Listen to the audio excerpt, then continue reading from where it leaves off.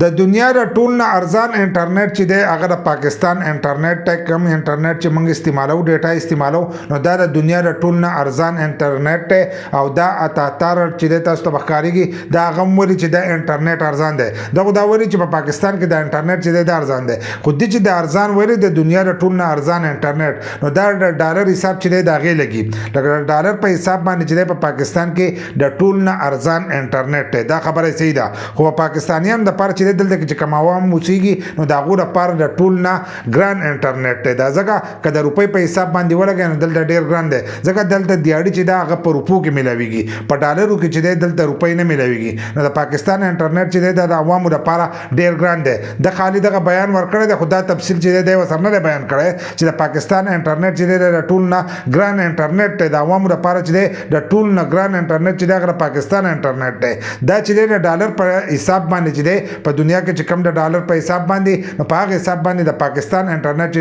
د ټول نه ارزان انټرنیټ دی